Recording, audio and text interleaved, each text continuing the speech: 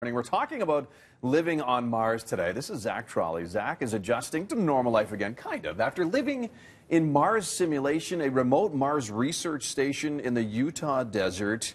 And you would go again. You've told me that, but let's step back a little bit. And what was it like living on Mars?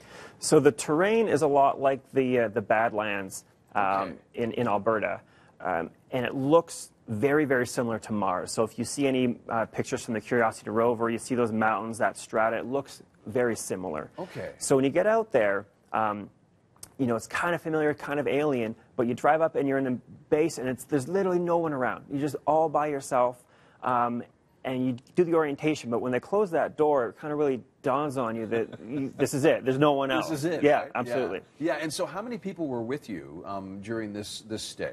So there was 6 total, myself plus 5. Yeah. Okay, you and 5 other people, and obviously you carried missions on a daily basis, exploring as you would on Mars. And were you doing experiments and all these kind of collection things? Absolutely. So, Okay. so that facility is a research facility. So people bring their own experiments throughout the season, and several of my crew members brought their own experiments, some from NASA, some from other places, to execute while we were there. What do you do during your downtime?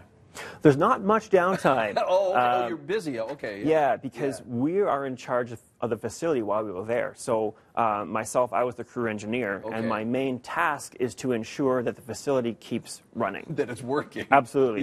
Yeah. I mean, our electricity is generated on site. We have our water tanks. We have our heat on site. So all those things need to be maintained, as well as just simple things like eating, right? We have to prepare all our meals, clean our own dishes, do all those things. That takes up a lot of time when you're have these low resources available to you. Yeah, true. And you're 100% self-sufficient, like getting no help from the outside world, right? As you would on Mars. Well, we do have a satellite uplink. Sure. And we do have email communication to mission support back on Earth. Yeah. So there is some communication. But if anything happens, I mean, there is a director that is nearby, but she's only one person. And past that, there's a town of like 45 people an hour and a half away. Okay. But yeah, I mean, you're on your own. You're on your own. Okay. And you are willing to go again. You were saying just before we, just earlier, you were saying that you're willing to go again. And so there's a base apparently in Poland that you're considering going on a mission for.